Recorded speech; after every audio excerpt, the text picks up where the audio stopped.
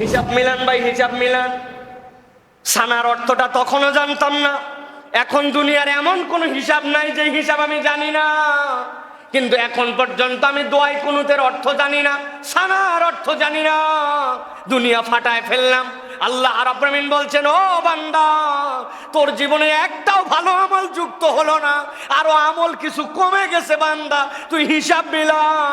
তোর বয়স বাড়লো, তোর আয় বাড়লো, রুজি বাড়লো, কিন্তু আমল বাড়লো না। ঠিক কিনা ভাই? আপনারা না, শুধু আমি সহ হিসাব মিলায় দেখেন, আমলে একটুকু আমাদের বাড়ে না। আগে এশার নামাজের জন্য মসজিদে আসার পরে 2 রাকাত তাহিয়াতুল ওযু পড়তাম, 2 রাকাত দুখুলুল মসজিদ পড়তাম, 4 রাকাত এশার নামাজ পড়তাম, এরপরে 2 রাকাত সুন্নতে মুআক্কাদা পড়তাম, তারপরে 2 রাকাত নফল পড়তাম, তারপরে 3 রাকাত বিতির পড়তাম, তারপরে আবার সাধ্যে থাকলে 2 রাকাত নফল পড়ে তারপরে যেতাম। যোগ বিয়োগ করলে দেখা যেত 17 রাকাত পর্যন্ত এশার ওয়াক্তে আমার নামাজ আদায় হয়ে যেত।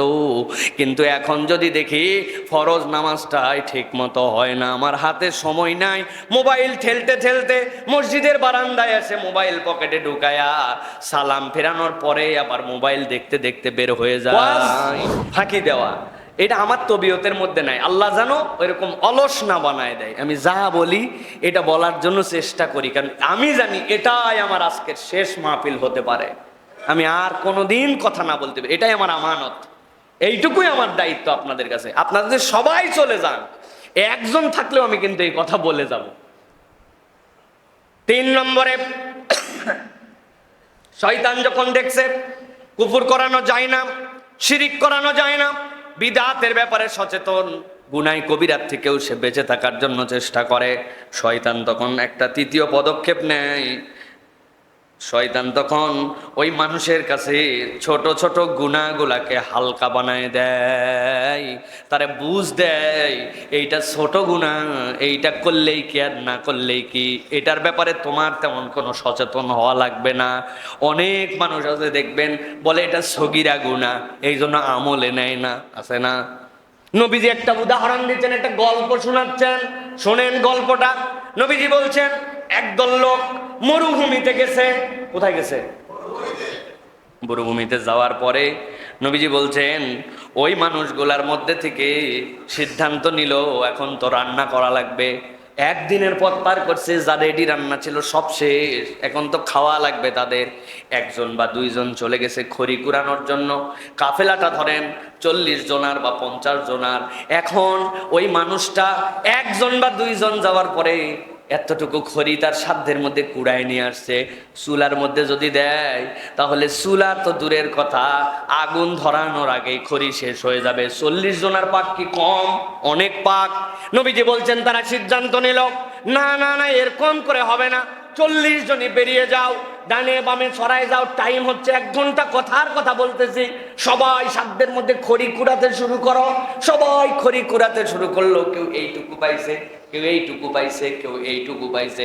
কিন্তু 40 জন মিলায় যখন ওই খড়িগুলা নিয়ে আসলো, আগুন লাগায় দিল, ওই আগুনের এত পাওয়ার হলো, রান্না বাড়া হওয়ার পরেও খড়ি বেঁচে যায়। নবীজি বলছেন, তোমার ছোট গুনাহকে ছোট মনে করো না। ছোট গুনাহ জড়ো হতে হতে হতে হতে এত হয়ে যায় যে বান্দার আমল নামাকে পুরাইয়ে দিয়া ওই ছোট গুনাহগুলাই জাহান্নামে নিয়ে চলে যায়। নাউজুবিল্লাহ। সগীরা গুনাহ কি হলো, করলেই কি না করলেই কি, আমার কথা নয়। আল্লাহ কোরআনে কি বলছেন দেখেন। আল্লাহ রাব্বুল আলামিন সূরা নূরের ভিতরে বলছেন, কোরআনের 24 নম্বর সূরা 15 নম্বর আয়াত, আল্লাহ রাব্বুল আলামিন বলছেন, ইসতালাকুনাহু বিআলসিনাতিকুম ওয়া তাকুলুনা বিআফওয়াহিকুম মা লাইসা লাকুম বিইলম ওয়া তাহসাবুনাহু হায়্যিনা ওয়া হুয়া ইনদাল্লাহি আযীম।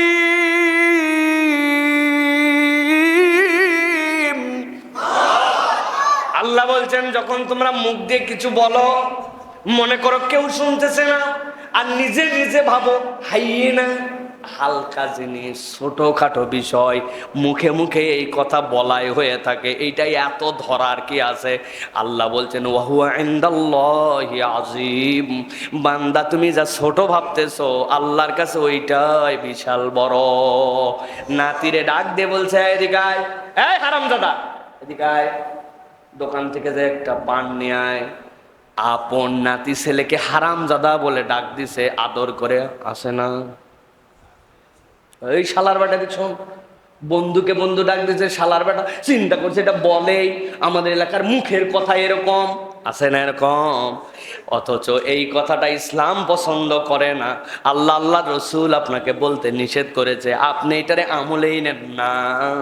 এইটা শয়তানের তৃতীয় কৌশল, সে আপনাকে গুনাহ সগীরা আমলে নিতে দিবে না, কিন্তু জড়ো হতে হতে হতে হতে এক সময় এইটাই আপনাকে আমাকে জাহান্নামে নিয়ে যেতে পারে। হিসাব করে দেখেন, সারাদিন সগীরা সগীরা সগীরা বলে আমরা কত গুনাহ খাতা করি। অন্তত পক্ষে মুখ দিয়ে আমরা র্যান্ডম 3টা গুনাহ করি। মুখ আছে আমাদের, মিথ্যাও আছে আমাদের, মুখ আছে আমাদের, গালিও আছে আমাদের, মুখ আছে আমাদের, গীবতও আছে আমাদের। আহা, চায়ের দোকানে বসে গেছে 3 জন, ডানে একজন, বামে একজন, মধ্যে একজন। ডানের জন বলতেছে, আর বলিস না ইমাম সাহেব, ব্যাপক ঝামেলা, এই এই এই এই সমস্যা। বামের জন বলতেছে, তুই তো আছিস পুরাতন আমলের কাহিনী নিয়ে, নতুন 2টা ঘটনা আছে ইমাম সাহেবের, শোন। জমে উঠছে আলোচনা। মধ্যের জন কোনো কথা বলে না। অনেকক্ষণ পরে মধ্যের জন বলতেছে, তোরা থাম, এইগুলা কথা বলা ঠিক না, তবে না বলেও পারি না, আল্লাহ মাফ করো, কথা ঠিক। বুঝেননি না? এইগুলা কথা বলা ঠিক না, না বলেও পারি না, আল্লাহ মাফ করুক, কথা ঠিক। কি সুন্দর ভাবে হালাল গীবত নাকি? নাউজুবিল্লাহ বলবেন না। 2 বন্ধু বসলেই 3 জনার জন্য পিছনে কথা। গীবত কোনো মিথ্যা কথা নয়, সত্য কথাই তার অনুপস্থিতিতে বলার নাম গীবত। এইটা যদিও কবিরা গুনাহ, কিন্তু আমাদের কালচারে এইটার গুনাই মনে হয় না। ঠিক না? পেছনে কথা ছাড়া আমাদের কোনো আলাপ নাই। 2 জন একত্রিত হলে 3 নম্বর নিয়ে আলাপ না হলে আমার সুখ নাই। বাদাম যেরকম লবণ ছাড়া খেতে ভালো লাগে না, তরকারি যেরকম লবণ ছাড়া যত মশলা তার স্বাদ হয় না, বাঙালির টেন্ডেন্সি হচ্ছে গীবত না করলে তার পেটের ভাত হজম হয় না। কি হুজুর, কি গায়রে হুজুর, কি নামাজি, কি বেনামাজি, কালচারই হয়ে গেছে, পেছনে একটা কথা বলাই লাগবে, সুখই হয় না। ঠিক না ভাই? মহিলারা পর্যন্ত গীবত করে। আহা, উনার স্বামী ছাড়া আশপাশের যত লোক সবাই আল্লাহর ওলি। অমুক ভাইটা যে কত ভালো, আহা, ঝর্ণা ভাবির বর, ইস, মানুষ হয় না এরকম, খালি উনার বরটা খারাপ, তাছাড়া আল্লাহর দুনিয়ার সব ছেলে মানুষ ভালো। আছে না এরকম কতগুলা মহিলা? আবার পুরুষও আছে, মহিলাদের বিপক্ষে বললে আবার ছেলেরা খুব খুশি। উমুক ভাবির মতো মানুষ হয় না, তুমুক ভাবি উমুক, খালি উনার বউটাই উনার পছন্দ হয় না। আল্লাহ কোথা যে জুটাইছে আমাকে, আই রে আফসোস তার। খালি কাবিন বড় করে বানছিল আর এলাকায় একটা সম্মান আছে, এই জন্য খালি বাদ দিতে পারতেছে না, তাছাড়া কবে বাদ দিত। এরকম একটা ভাব নিয়ে চলে, আছে না? পিছনে কথা বলে, গীবত করে। এই গীবতের কারণেই এই ফিতনা তৈরি হয়েছে। এটাকে গুনাই মনে করে না। আল্লাহ বলছেন এটা তো ওর দোষ না, ওর দোষ হলে না হয় আমি ধরতাম, এটা তো শয়তান তাকেই এইগুলার আমলের মধ্যে নেওয়াই নাই। খোঁচাতে খোঁচাতে ছোট ছোট ছোট জড়ো করতে করতে এত বড় বানায় দিছে, জাহান্নামে যাওয়ার জন্য যথেষ্ট হয়ে গেছে। অতএব কোন গুনাহকে ছোট ভাবা যাবে, কোন গুনাহকে ছোট ভাবা যাবে না। এইটা হচ্ছে ইমানদারের শিক্ষা হবে। পারবো ইনশাআল্লাহ আমরা? কোন গুনাহ আমাদের দ্বারা যেটা গুনাহ সেটা গুনাই, গুনার কোনো ছোট বলে নাই যে ভাই এইটা সগীরা, এইটা আমি করতে পারি, এরকম না। বরং না, আল্লাহ বলতেছেন তোমাকে সব সময় আল্লাহ রাব্বুল আলামিনের জন্য সচেতন বান্দা হবে। নবীজি বলছেন একজন মুমিন 1 গর্ত থেকে 2 বার দংশিত হয়। সুবহানাল্লাহ। তার মানে কি মুমিন কখনো ধোঁকার মধ্যে পড়বে না, সতর্ক থাকবে সে। প্রিয় ভাইরা, কয়টা বলছি? কয়টা বলছি? বাকি আছে কয়টা? এটা আগামীবার বললে হবে না ইনশাল্লাহ, এইবারই শেষ। বাইসে গেলাম, আর দাওয়াত নেওয়া লাগলো না। যাই হোক প্রিয় ভাইয়েরা, এবার চলেন আমরা 4 নম্বরটায় যাই। 4 নম্বরটা হচ্ছে শয়তান যখন দেখছে ছোট গুনার ব্যাপারেও সচেতন, ভুল করে কিন্তু সাথে সাথে সে ফেরত আসার জন্য চেষ্টা করে, শয়তান তখন 4র্থ ধাপ তাকে নিয়ে যায়, নেক আমল থেকে তাকে সরায়ে দেয়। নতুন কোন নেক আমল তার জীবনে যুক্ত হয় না। ও মুসলমানেরা, ও আমার তরুণেরা, যুবকেরা, মা বোনেরা যারা কথা শুনতেছেন, একটুখানি মনের কানটা খাড়া করে দেন, আরাম করে বসেন তো ভাই। অনেকেই কষ্ট করে বসে আছেন, লেটাপারে একদম যেভাবে রিল্যাক্স ওইভাবে বসেন। ভালো করে একটু খেয়াল করেন আমারে কেমনে সে নেক আমল থেকে সরায়। আল্লাহ কোরআনে বলছেন, ওয়ামান আরাদা আন যিকরি ফাইন্না লাহু মাঈশাতান দানকা ওয়া নাহশুরুহু ইয়াওমাল কিয়ামাতি আ'মা। আল্লাহ বলছেন কিয়ামতের দিন যাওয়ার পরে, আল্লাহর সামনে উপস্থাপিত হওয়ার পরে একদল লোককে বলা হবে, ওই মানুষগুলার অপরাধ হচ্ছে তারা দুনিয়াতে আল্লাহ রাব্বুল আলামিনের জিকির থেকে সরে গিয়েছিল। সরার কারণে আল্লাহ বলছেন তাদের দুনিয়ার জিন্দেগিটা অস্থিরতার, লাঞ্ছনার, আর পরকালের জীবনটা তাদেরকে আল্লাহ অন্ধ করে তুলবেন। তাদের চোখ আর ওই দিন থাকবে না। বিভীষিকাময় কিয়ামতের ময়দানে ওই লোকেরা লাভ দিয়ে উঠে আল্লাহকে বলবে, ক্বালা রাব্বি লিমা হাশারতানি আমা, আমাদেরকে কেন তুমি অন্ধ করলে? আমরা তো দুনিয়ায় 70 বছর বেঁচেছিলাম, চশমা লাগতো না, কিন্তু আজকে কেন আমাদেরকে তুমি অন্ধ করছো? আল্লাহ রাব্বুল আলামিনকে বলবে, ক্বাদ কুনতু বাসীরা ক্বালা কাযালিকা তাতকা আয়াতুনা ফানাসিতাহা ওয়া কাযালিকাল ইয়াউমা তুনসা। আল্লাহর আয়াত তোমার সামনে চলে আসছিল, কিন্তু তুমি পণ্ডিতি করে আল্লাহর আয়াত থেকে মুখ ফিরায় নিয়েছিলে। আজকের দিনে আমি রব্বুল আলামিনও যারা দুনিয়ায় নেক আমল থেকে দূরে সরে গেছো, আজকের দিনে আমি আল্লাহ তাদেরকে ভুলে যাব। বুঝে থাকলে বলেন, কিয়ামতের দিনে আল্লাহ যদি আপনারে আমারে ভুলে যায়, বাঁচার কোনো উপায় আমাদের থাকবে? আল্লাহ কোরআনে অন্য আয়াতের মধ্যে বলছেন, ওয়ামান ইয়াশু আন যিকরির রহমান নুকাইয়িদ লাহু শাইতান ফাহুয়া লাহু করিন।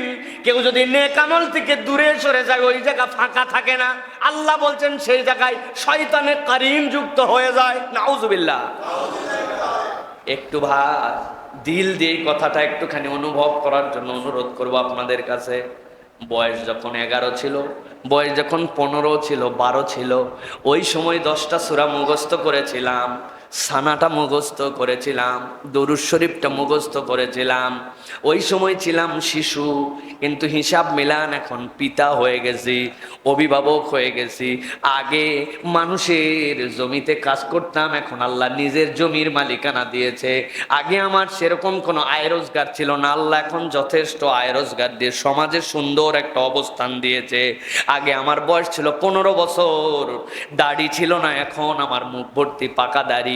কিন্তু একটু চোখ বন্ধ করে তাকান, ওই যে 10 বছর বয়সে যে 10টা সূরা ছিল, 5টা সূরা ছিল, দুনিয়া আগায় গেল, বয়স আগায় গেল, সামাজিক স্ট্যাটাস আগায় গেল, ব্যাংক ব্যালেন্স আগায় গেল, বাচ্চা কাচ্চা হয়ে গেল, কিন্তু আমার বাকি 30, 40, 50 বছরের জীবনে নতুন একটা সূরাও আমার লাইফে যুক্ত হয় নাই।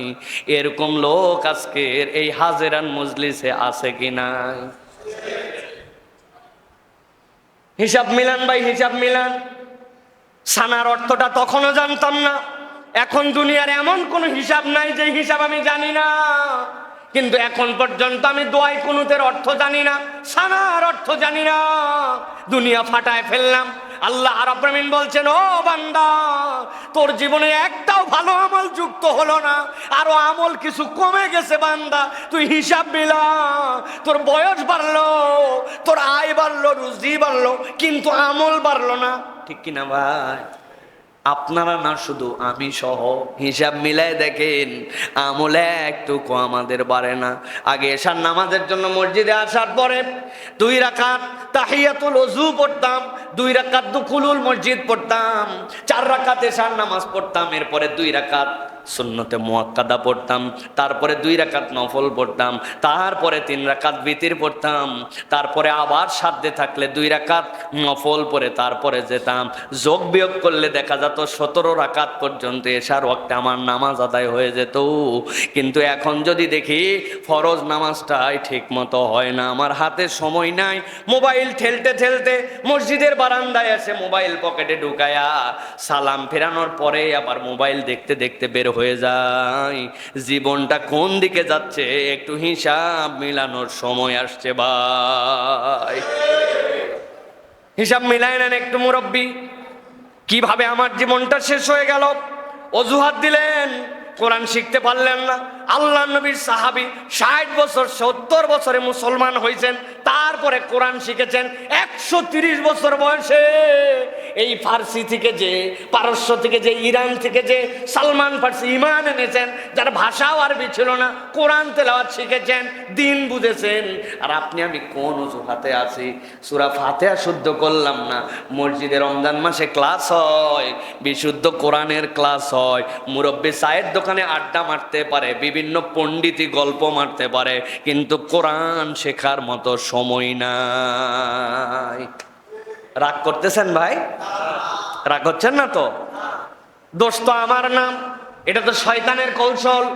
নতুন আমল তার জীবনে একটাও যুক্ত হয় নাই। লাস্ট 1 বছরে বুকে হাত দিয়ে বলেন, আমি এর আগে আমল করতাম না, নতুন এই আমল 2টা করি, র্যান্ডম ছাড়ি না। আছে টেনশনে পড়ে যাব, কি আমল খোঁজা লাগবে আমার। অথচ 2-4টা আমল তো আপনি করতে পারেন। প্রত্যেক দিন কিছু না হলেও আল্লাহ নবীর প্রতি 100 বার দরুদ পড়েন আপনি।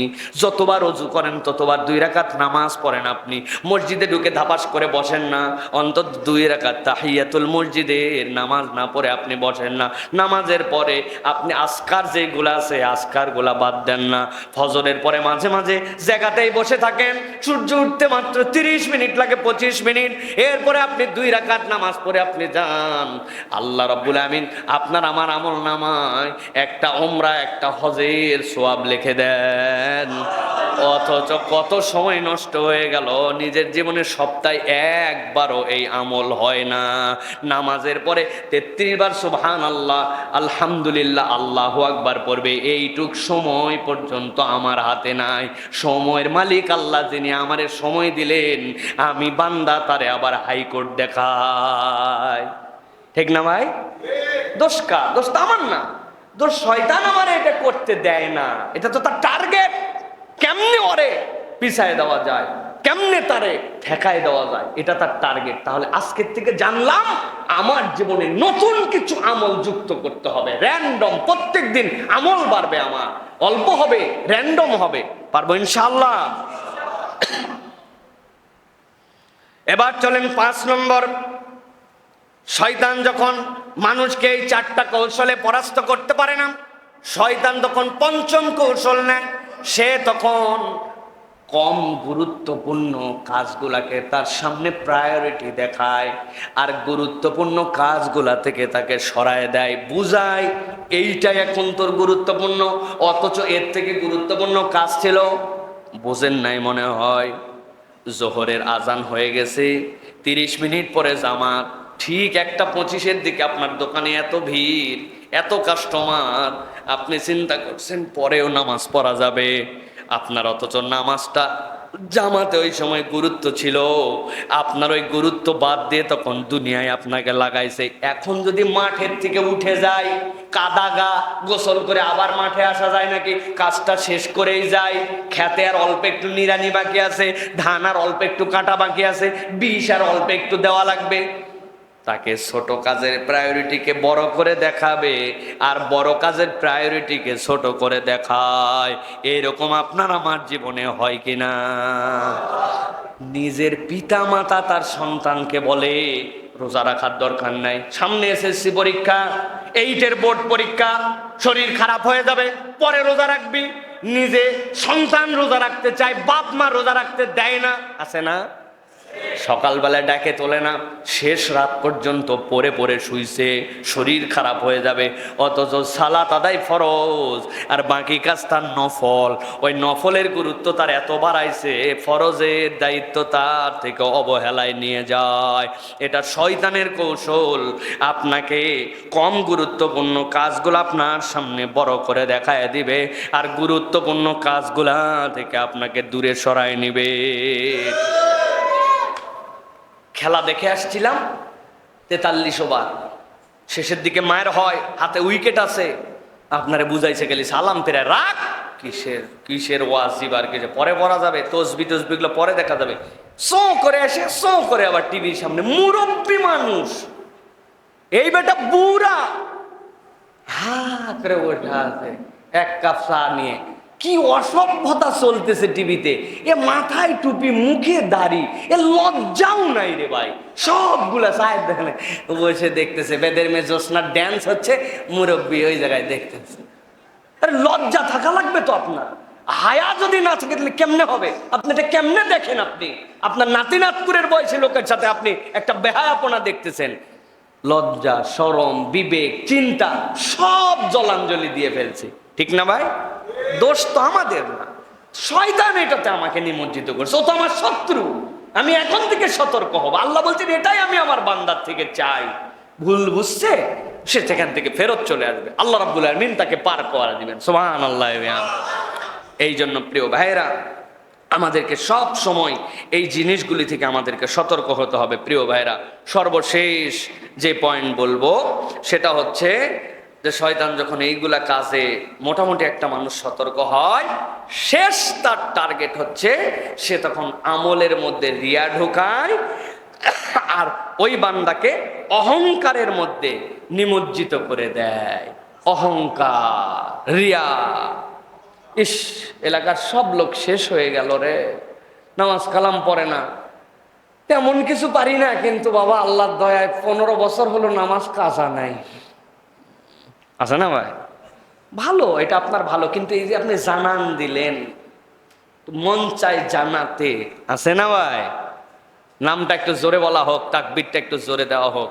শয়তান চাবে যে আপনার আমার দ্বারা রিয়া হয়ে যাক, আপনার আমার দ্বারা লোক দেখানো হয়ে যাক।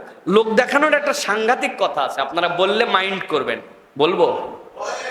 আল্লাহ বলছেন ফাওয়াইলুল লিল মুসাল্লিন আল্লাযীনা হুম আন সালাতিহিম সাহুন। আপনি যখন মসজিদে এসে নামাজের পরে সুন্নত পড়েন, তখন আপনি আশপাশে মুসল্লি থাকলে যদি দেখতেছে, তখন রুকু সিজদাগুলো যাই হোক একটু ঠিকঠাক মতো পড়েন মুসল্লির ভয়ে। আর আপনি যখন একা নামাজ পড়েন, ইরি বাবা গতি কিরে, হ্যাঁ, সুবহানা রাব্বিয়াল আলা বলতে পারে না, মুরব্বি সুবহানাল্লাহ সুবহানাল্লাহ সুবহানাল্লাহ করে। কি গতি আছে না? এটাও তো রিয়া। মানুষের সামনে এসে আমি আস্তে নামাজ পড়ি, মাজা ঠিক করি, আর অন্য সময় মাজা ঠিক হয় না, নামাজ ঠিক হয় না। কেমন মুসলমান আমি তাহলে? এটা হিসাব করা লাগবে প্রিয় ভাইয়েরা। পিকনিকে যায় ধর্মীয় শিক্ষক সহ, যাওয়ার সময় বাসগুলা যখন এলাকা পার হয়, যেইগুলা পিকনিকের বাস, দেখবেন বাস এলাকা কাঁপায় দিয়ে যায়, ডিস্টি ডিস্টি ডিস্টি ডিস্টি ডিস্টি, আছে না? মুসলমানের ঘরের সন্তান চিন্তা করছে পিকনিকের কয়দিন বোধহয় নামাজও লাগে না, গান বাজনাও হালাল, আছে না? কথা বলেন বুঝে হিসাব করে। কেন এই কথা বললাম? রিয়া, লৌকিকতা, লোক দেখানো। আর একটা কি? অহংকার। আমি যেমন উনি তেমন নয়, আমি উনার থেকে ভালো। সুন্দর পোশাক পরার নাম অহংকার নয়, রুচিশীল ড্রেস আপ পরা ইমানি দায়িত্ব। খুযু যিনাতাকুম ইনদা কুল্লি মসজিদ। আপনি মসজিদে একটা টুপি পরে আসেন, যে টুপিতে দুর্গন্ধ বের হয়, দুনিয়া ধুয়ে ফেললেন, টুপি ধুন নাই, টুপির বারান্দা দিয়ে আপনার লাল হতে হতে করকরা হয়ে গেছে, আপনার জামাটা ছেত্রা পড়ে গেছে, আপনি নিজের গন্ধ নিজে পান না, আশপাশের লোক আপনার গন্ধ পায়। আল্লাহ বলছে সুন্দর পোশাক পরে যাও। উনি এইদিকে কোনো সতর্ক না, সারা জীবন জামা পর্যন্ত সাবান দিয়ে খাসে, লুঙ্গির জীবনে সাবান দিল না, পানিতে খাসে, পানিতে তুলে, ওটা তেল তেলা হয়ে গেছে, ওইটা দুর্গন্ধ বের হয়, বুঝে না। আল্লাহ বলছে সুন্দর পোশাক পরো, ইন্নাল্লাহ জামিল ইউহিব্বুল জামাল। আল্লাহ তোমাকে যা দিছে সেটা তুমি জানান দাও। আল্লাহ আমার সুন্দর বাড়ি দরকার, সুন্দর ঘর দরকার, বড় আমার বাড়ি দরকার, এগুলো নিয়ামত আল্লাহ দিছে, আমি হক আদায় করতেছি, শুকরিয়া। কিন্তু আমারটা অপরের চেয়ে ভালো, আমি তার থেকে সেরা, তার থেকে শ্রেষ্ঠ, সে কিছু না, এইটা অহংকার। আল্লাহ বলতেছেন শয়তান শেষে তোমার মধ্যে এটা ঢুকায় দিবে। সব ঠিক আছে, এইটা ইবাদত গুজার ভালো মানুষদের মধ্যে এইগুলা বেশি, আমি খালি জান্নাতি দল, বাকি সব জাহান্নামী। আছে না? আমার স্যার বলতেন আব্দুল্লাহ জাহাঙ্গীর রহিমাহুল্লাহ, বাংলাদেশে সবাই একমত হয়েছে একটা বিষয়, সবাই জাহান্নামী। কেমনে? আমি পীর সাহেব, আমি হক, উমুকে বাতিল, তুই জাহান্নামী আমি জান্নাতি। আবার ওই পীর সাহেবই বলছে উনি হক বাকিরা জাহান্নামী। তাহলে তার দৃষ্টিতে এরা সবাই এক দৃষ্টিতে সাধারণ কমনে সবাই জাহান্নামী, ঠিক না ভাই? এইটা বলা যাবে না। অহংকার যেন আমাদের মনের মধ্যে না আসে। আমি যা, এরকম কেউ নাই আমার মতো। ওয়াজ একটা করলাম বাবা, নরমাল বক্তার কাম না। ওয়াজও হয়েছে, পয়সাও হয়েছে, সুনামও হয়েছে, সাথে সাথে আমলও বরবাদ হয়েছে, ঠিক কিনা ভাই? খুব সতর্ক হতে হবে। আমার দ্বারা যেন কোনো অহংকার প্রকাশ না পায়, রিয়া প্রকাশ না পায়। যদি হতে লাগে শয়তান আমারে উস্কাচ্ছে, আমাকে সতর্ক হতে হবে। এটা হচ্ছে কৌশল। প্রিয় ভাইরা, সর্বশেষ 4টা করণীয় বলে দেই। এই 6টা থেকে বাঁচার জন্য কি কাজ করতে হবে বলবো? 4টা কাজ 1 মিনিটে বলে দেই। 1 নম্বরে, সৎ পরিবেশে থাকতে হবে। আপনি খারাপ মানুষের সাথে থাকেন, ঘুরেন, যে বেনামাজি তার সাথে চলাফেরা করেন, আল্লাহ রাসূলের প্রতি মোহব্বত নাই, বিড়িখোর, হারামখোর, অবৈধ মহিলার সাথে সম্পর্কওয়ালা, বাজে জিনিসের ভিডিও শেয়ার করে, তার সাথে থাকলে তো আপনি খারাপ অটোমেটিক হয়ে যাবেন। এই জন্য আপনাকে সৎ পরিবেশে থাকতে হবে। কোথায় থাকতে হবে? একবার আশরাফ আলী থানভী রহমতুল্লাহর কাছে একজন আসছে, আসার পরে বলছে, হুজুর এটা মাসলা নিব। বলছে, বলো কি মাসালা? কই, ধরেন আমি এমন এক জায়গায় গেছি, চারিদিকে খালি গু আর গু আর গু। বাবা, তারপরে বলছে ওই সময় ওই জায়গাতে মাগরিবের ওয়াক্ত হয়েছে, ছোট সময়, এখন আমি ডান দিকে গু পার করলে ওয়াক্ত চলে যাবে, বামের গু ওয়াক্ত পার, সামনে পিছনে গু ওয়াক্ত পার, এখন আমি ওই জায়গায় নামাজ পড়বো কেমনে? হুজুর বলতেছে, একটু দাঁড়াও, আমি ভিতর থেকে মাসালা নিয়ে আসতেছি। হুজুর ভিতর থেকে দরজার পিছনে যে হুরকা লাগায় না, এত মোটা লাঠি, ওইটা নিয়ে যে দাম দাম করে দিল। বদমাইশ, তুই এত আল্লাহর দুনিয়া থাকতে এত গুয়ের মধ্যে তোর যাওয়ার দরকার? ওর কাছে কোনো মাসালা আছে? ওর মায়ের এখন এত ওয়াজ করার পরেও যেই সন্তান সৎ রাস্তায় আসে না, ভালো বন্ধু তালাশ করে না, ওরে আদর দেওয়ার দিন শেষ, এখন ওরে কিছু মায়ের দেওয়া লাগবে, ঠিক কিনা? আপনার খাবে, আপনার বাড়িতে পড়বে, আপনার ঘরে থাকবে, আপনার পিতার পরিচয় দিবে, আর আপনার সন্তানের প্রতি আপনার শাসন থাকবে না। ওই দিন নাই, পরিবর্তন হতে হবে, ঠিক কিনা? এত সার দেওয়া ভালো না, এত আদর দেওয়া ভালো না। এই আদরে ওই সন্তান জাহান্নামে যাচ্ছে, বাধ্য করেন তাকে, শুনতে হবে কথা, তবে সময় মতো। 7 বছর থেকে নির্দেশ দাও, 10 বছরে মাইল লাগাও, মায়ের যদি 20 বছরে লাগান, পুলিশ কল করে আপনার ভিতরে ঢুকায় দিবে। সময় মতো সৎ পরিবেশ, মনে থাকবে এটা ইনশাআল্লাহ। 2 নম্বরে, নিয়মিত ইস্তেগফার করা, আল্লাহর কাছে রেগুলার ইস্তেগফার করা, ভুল হয়েছে ক্ষমা চাওয়া, হালতটা ইস্তেগফারের হবে, পারবো না ইনশাআল্লাহ। 3 নম্বরে, আল্লাহর কাছে একটা জিনিস চাওয়া, অনেক কিছু চাই কিন্তু এইটা চাই না, সেটা কি? আল্লাহর কাছে উপকারী জ্ঞান চাওয়া। আল্লাহ বাড়ি দাও, গাড়ি দাও, টাকা দাও, পয়সা দাও, সুস্থতা দাও, সুন্দরী বউ দাও, অনেক টাকা পয়সা দাও, বউয়ের পরিবারে যেন কোনো ভাই না থাকে, আল্লাহ সব সম্পদ যেন আমার হয়, সব চায়, কিন্তু জীবনে কোনোদিন আল্লাহর কাছে চায় নাই, আল্লাহ তুমি আমাকে উপকারী জ্ঞান দাও। প্রত্যেক সাহাবী আল্লাহর কাছে এটা চাইতেন। এই জন্য নবীজি বলছেন, আল্লাহুম্মা ইন্নী আউযু বিকা মিন ইলমিন লা ইয়ানফা। ওই জ্ঞান আমি চাই না যেই জ্ঞান আমার উপকার দেয় না, ওই জ্ঞান চাই যেটা আমাকে শয়তানের ঘাঁটি চিনায়, সৎ লোক চিনায়, আল্লাহকে চিনায়, রসুলকে চিনায়। আল্লাহ তুমি আমাকে উপকারী জ্ঞান দাও। বলেন আল্লাহুম্মা আমিন। আল্লাহুম্মা ইন্নী আউযু বিকা মিন ইলমিন লা ইয়ানফা, এটা আল্লাহর কাছে বলতে হবে। সর্বশেষ যেটা, নফস এবং শয়তানকে চিনে ফেলতে হবে এবং এইটার চর্চা থাকতে হবে। বছরে 1 দিন মাহফিল হবে, আপনি এইটার মধ্যে থেকে শুনে খুব বেশি ফায়দা করতে পারবেন না। সাপ্তাহিক হালাকা হতে হবে, মাসিক জলসা হতে হবে, 3 মাসে আলোচনা হতে হবে, জুমার খতিবকে সাবজেক্টিভ কথা বলতে হবে। আসলাম আথারা ফাথারা ওয়াজ করে মানুষকে 30 মিনিট পার করে দিয়ে চলে গেলাম না, একটা বিষয়বস্তুর আলোকে আমানত মনে করে আপনাকে মানুষকে বার্তা দিতে হবে। এই আলোচনাগুলোর মধ্যে আমাদেরকে থাকতে হবে, তাহলে শয়তানের ধোঁকা থেকে আমরা ইনশাল্লাহ বেঁচে যাব। বলেন আল্লাহুম্মা আমিন। আল্লাহ আমাদের আজকের আশা বসাকে কবুল করেন। কয়েকটা প্রশ্ন আসছে, আমরা প্রশ্নগুলোর একটু গুরুত্বপূর্ণ উত্তর দিয়ে শেষ করব।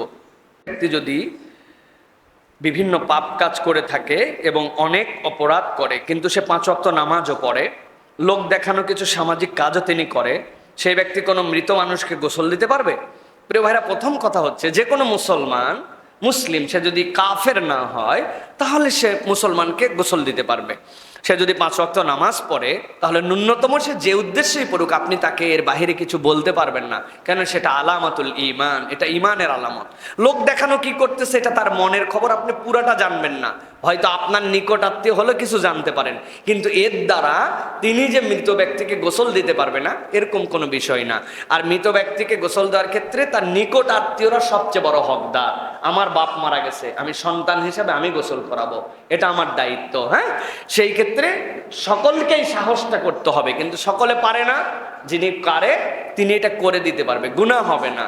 এটার দ্বারা তাকে বলা যাবে না যে তোমার এই কারণে তুমি গোসল করাতে পারো না, শরীয়ত এরকম বেরিয়ার দেয় নাই। তবে কারো মধ্যে যদি এরকম অবস্থা থাকে যেটা লোক দেখানো, তাহলে ওই যে বললাম রিয়া, ওটা শয়তানের কৌশল, সেখান থেকে আপনাকেও বের হতে হবে। ভাই, আপনি একটা মহৎ কাজ করেন কিন্তু বাকি কাজগুলো আপনার লোক দেখানো, তাহলে তো আপনি মুনাফেক মার্কা মুসলমান। মুসলমান কখনো মুনাফেকি চরিত্র রাখতে পারে?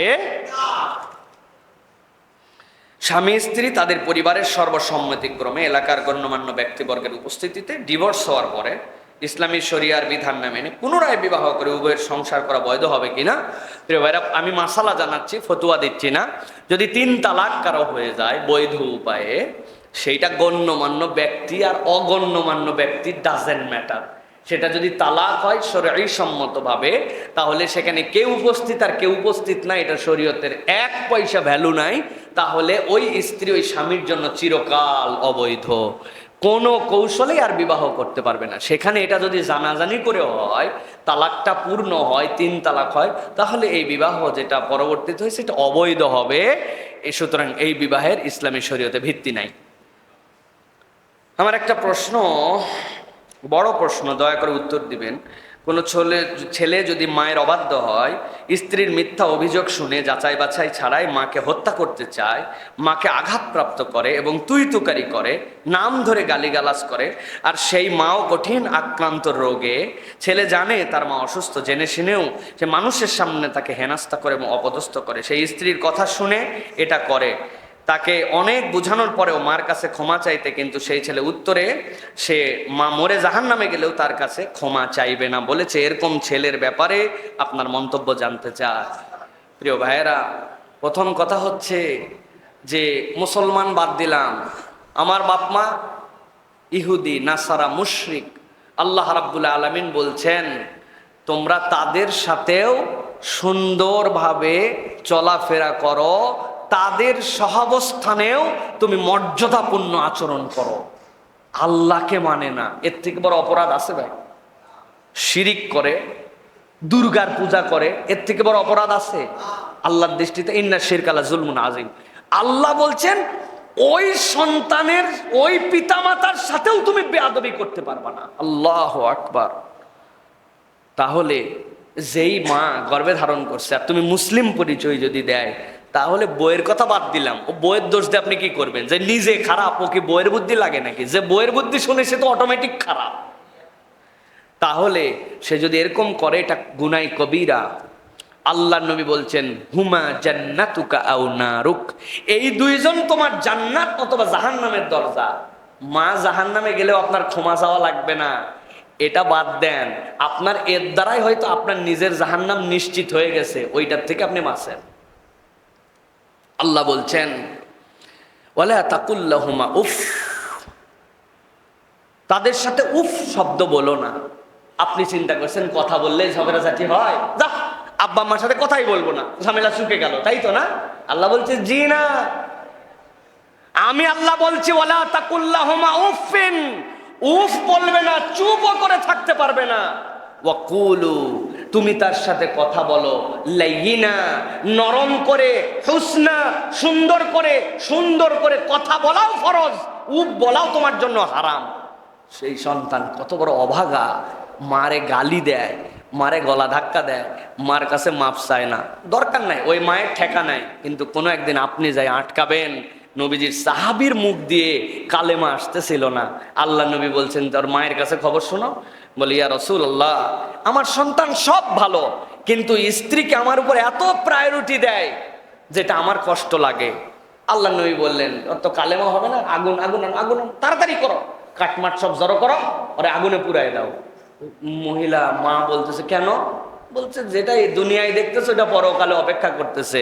মায়ের সাথে খাওয়ায় পড়ায় সব ভালো, স্ত্রীর উপর প্রায়োরিটি দেওয়ার কারণে মার বুকে একটু কষ্ট।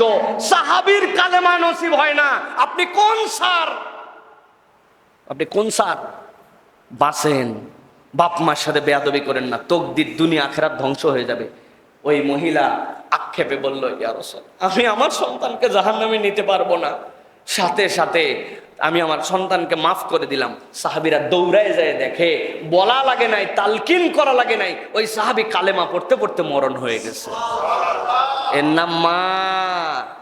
হিসাব করে চলেন, ব্যাককলি করেন না, দুনিয়া আখেরাত বরবাদ হয়ে যাবে। আল্লাহ আমাদেরকে বোঝার তৌফিক দান করেন। আল্লাহ এই বাড়ির বউগুলাকেও হেদায়েত দান করুক। সর্বশেষ হুজুর, আমার কিছু প্রশ্ন ছিল যে আমাদের এলাকার মানুষ অনেক বেশি বিশ্বাস করে বাচ্চার কপালে কালো টিপ দেওয়া নজর না লাগে, না, এটা শরীয়তে জায়েজ নাই। গাবনদের জন্য আমল আছে। বিসমিল্লাহিল্লাযী লা ইয়াদুররু মা ইসমিহি শাইউন ফিল আরদি ওয়ালা ফিস সামা ওয়া হুয়াস সামিউল আলিম।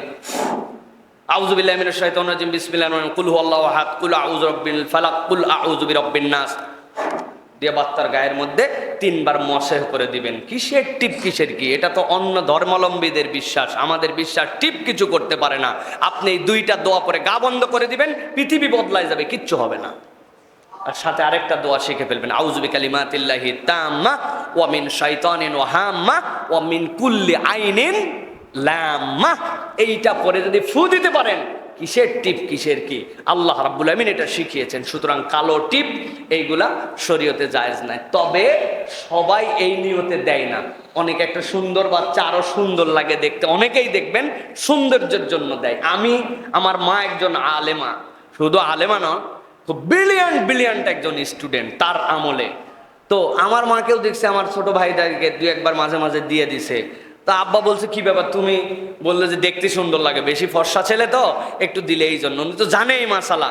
তো এই সৌন্দর্যের চর্চার জন্য যদি কেউ দেয় এটা না জায়েজ না, কিন্তু এটা দিলে নজরবন্দ, এটা দিলে তার লাগবে না, এর শরীয়তে কোনো ভিত্তি নাই। এখান থেকে আমাদের বেরিয়ে আসতে হবে। গর্ভবতী বা বাচ্চার ক্ষেত্রে বাইরে বের হওয়ার আগে রসুন, ম্যাশ, লোহা রাখা, বাইরে থেকে ভাজা পোড়া খাবার, মাছ আনলে আগুনে সেকা দেওয়া, এটা সম্পূর্ণ হিন্দুয়ানি বিশ্বাস যে চুলার নিচে একটা মরিচ রাখে না চাচা, হ্যাঁ, তারপরে বাহির থেকে মাছ নিয়ে আইসে গর্ভবতী মায়ের নজর লাগে যাবে জন্য সেকে নিয়ে ভিতরে ঢুকায়। এটা টোটাল হিন্দুদের বিশ্বাস। ইসলামে মুসলমানদের সাথে দূরতম সম্পর্ক নাই। ওই বিশ্বাসে করলে আপনি এটা কুফরি শিরিক পর্যন্ত করে ফেলতে পারেন। সুতরাং খবরদার এইগুলা করবেন না। গা বন্ধের জন্য যেটা বললাম, যে আমলগুলার কথা বললাম, এইগুলা মা বোনেরা করবেন। আর নিজের মধ্যে যদি বেশি ভয় লাগে তাহলে আল্লাহু নূরুস সামাওয়াতি ওয়াল আরদ, এটা বারবার পড়বেন। ইনশাআল্লাহ আপনার সন্তানকে আল্লাহ সুস্থ রাখবে। আল্লাহ আপনার সাথে একটা আলোকিত জগৎ যুক্ত করে দিবে। আপনাকে কোনো জিন শয়তান কেউ কোনো ক্ষতি করতে পারবে না ইনশাআল্লাহ। কিন্তু এইগুলা করা যাবে না। বাড়িতে ছেঁড়া জুতা টানায় রাখে, গাড়ির পিছনেও ঝুলায় রাখে। এই ক্ষেত্রে শরীয়তের বিধানকে একই কথা। গাড়ির পিছনে ছেঁড়া জুতা ঝুলায় রাখে, বাড়ির মধ্যে ছেঁড়া জুতা, আরে ছেঁড়া জুতা যদি সব ঠেকাতে পারত, মুসলমান কি কপাল পোড়া আমরা চিন্তা করছেন আপনি? বিশ্বাস কোথায় গেছে আমাদের প্রিয় ভাইরা? রসুন পেঁয়াজের খোসা, শুকনা মরিচ দিয়ে বাচ্চার ডাইন ওঠানো, কাপড় চিপড়ানো, পানি পায়ে দিলে স্বামীর আয়ু কমে, এরকম কিছু কথাবার্তা আমাদের সমাজে আছে। এগুলো একটার সাথে শরীয়তের কোনো সম্পর্ক নাই। ওই দেখবেন লুঙ্গি টুঙ্গি সব নিয়ে জুতা পরে শেষে হচ্ছে ওই সিপে পানির মধ্যে দেখো, হায় হায় হায়, নিজের আয়ু নিজে খাইলো রে, বলো এ কাম করতে হয় না। আহা, উনি কোথায় পাইলো এই শরীয়ত ভাই? আল্লাহ রাব্বুল আমিন আপনার হায়াত নির্ধারণ করে পাঠাইছে। তাহলে যেইগুলা লোকের অসুখ, ও আর দুনিয়ায় থাকতে চায় না, অত বেশি বেশি করে 3 বার করে গোসল করলে লুম্বি সিপা পানি পায়ের উপর দেওয়া দরকার, যাতে চট করে মরে যায়। প্রিয় ভাইরা, না, এগুলোর সাথে শরীয়তের কোনো ভিত্তি নাই। আল্লাহ আমাদেরকে বোঝার তৌফিক দান করেন। হাদা মা ইনদি ওয়াল ইলমু ইনদাল্লাহ। সুবহানাকাল্লাহুম্মা বিহামদিকা আশহাদু আল্লা ইলাহা ইল্লা আনতা আস্তাগফিরুকা ওয়া আতুবু ইলাইক। কোন ভাই কিছু আছে না শেষ করে দিব? اللهم صل على سيدنا نبينا شفينا حبيبنا مولانا محمد. اللهم صل على سيدنا نبينا شفينا حبيبنا مولانا محمد. اللهم صل على سيدنا نبينا شفينا حبيبنا مولانا محمد. أستغفر الله العظيم الذي أتوب إليه لا حول ولا قوة إلا بالله. اللهم آمين. اللهم ربنا ظلمنا أنفسنا وإن لم تغفر لنا وترحمنا لنكونن من الخاسرين. দয়াময় মেহেরবান মাবুদ আল্লাহ, বড় সুন্দর পরিবেশে আল্লাহ, আল্লাহ জান্নাতের ঘরের মধ্যে আল্লাহ, তোমার ঘরের মধ্যে বসে আল্লাহ, তোমার গোলামেরা নিজেদের জীবনের মূল্যবান সময় থেকে আল্লাহ প্রায় আমার কথা 2 ঘন্টার মতো নিরবিচ্ছিন্নভাবে এখানে শুনেছেন আল্লাহ। সন্ধ্যা থেকে আল্লাহ সন্দীপী হুজুর সন্ন্যতের আলোচনা শুনেছেন, কোরআন তেলাওয়াত শুনেছেন আল্লাহ। আল্লাহ দয়া করে মেহেরবানি করে আমাদের আয়োজনকে তুমি কবুল করে নাও। এই টাকা ইবাদত হিসাবে কবুল করে নিয়ে আমাদের জীবনের গুনাহ খাতা মাফ করে দাও আল্লাহ। এখানে একজনও নাই যে বলবে আমার গুনাহ নাই, কিন্তু এখানে এমন মানুষও একজনও নাই যে বলবে তুমি ছাড়া কেউ আমাদের গুনাহ ক্ষমা করতে পারে।